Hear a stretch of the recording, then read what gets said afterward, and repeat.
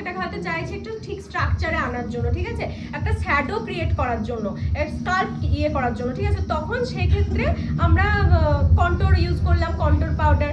এবার যখন হয়তো দেখা গেল যে আমরা একটা সানকিসড লুক চাইছি, ঠিক আছে। সানকিসড লুক মানে কিরকম?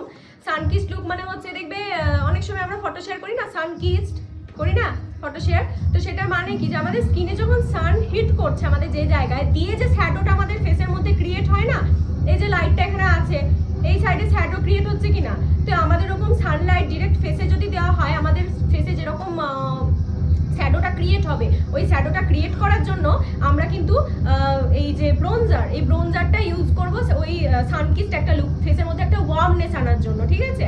আবার যখন ফেসটাকে আমাদের শার্পনেস আনতে হবে, ফেসটাকে শার্পনেস বলতে কি, যেটা বললাম ফ্যাটি টু একটু স্লিম দেখানোর জন্য, ঠিক আছে। তো সেই ক্ষেত্রে স্ট্রাকচারের জন্য হ্যাঁ, সেই সমস্ত হয়তো চিক বোনস বা যা কিছু আছে, জ লাইন বলো বা নোজ বোন বলো, আইব্রো বোন বলো, ওই তারপরে ফোর হেড বলো, তো ওই সমস্ত জিনিসকে হয়তো একটু শার্পনেস আনার জন্য আমরা কিন্তু কন্ট্যুর করব।